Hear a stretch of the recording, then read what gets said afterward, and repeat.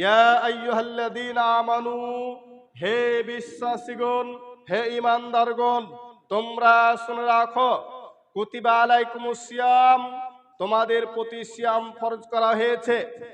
তাহলে আল্লাহ তাআলা বলছেন মুসলমানের ওপর সিয়াম ফরজ করা হয়, যারা মুসলমান, যারা মুমিন, তাদেরকে লক্ষ্য করে আল্লাহ বলছেন ইয়া আইয়ুহাল্লাযীনা আমানু, হে ঈমানদারগণ, যারা ঈমান এনেছো তারা শুনে রাখো, কুতিবা আলাইকুমুস সিয়াম, তোমাদের উপর সিয়াম ফরজ করা হয়েছে, কামা কুতিবা আলাল্লাযীনা মিন ক্বাবলিকুম লাআল্লাকুম তাত্তাকুন, যেমন ভাবে ফরজ করা হয়েছিল তোমাদের পূর্ববর্তী পুরুষদের প্রতি, যেমন ভাবে ফরজ করা হয়েছিল তোমাদের পূর্ববর্তী লোকদের প্রতি, লাআল্লাকুম তাত্তাকুন, যেন তোমরা মুত্তাকিন হতে পারো।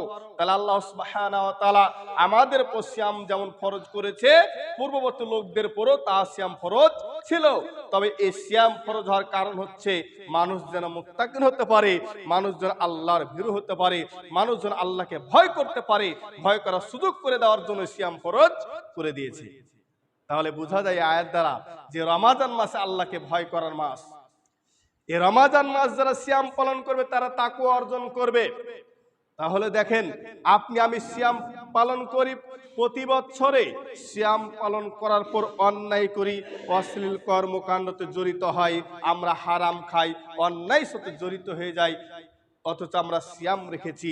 আর আল্লাহ বলছেন সিয়াম এ কারণে ফরজ করলাম যাতে তোমরা মুত্তাকিন হতে পারো। আমরা সিয়াম পালন করলাম কিন্তু মুত্তাকিন হতে পারলাম না, কারণ আমার সিয়াম ফরজ, আমার সিয়াম কবুল হয়নি, কারণ আমার সিয়াম কবুল হয়নি। যার সিয়াম কবুল হবে সে মুত্তাকিন হবে, যার সিয়াম কবুল হবে সে মুত্তাকিন হবে, যার সিয়াম কবুল হবে সে আল্লাহ ভীরু হবে, যার সিয়াম কবুল হবে না সে কোনদিন মুত্তাকিন হতে পারবে না। সূরাতুল বাকারা 183 নম্বর আয়াত।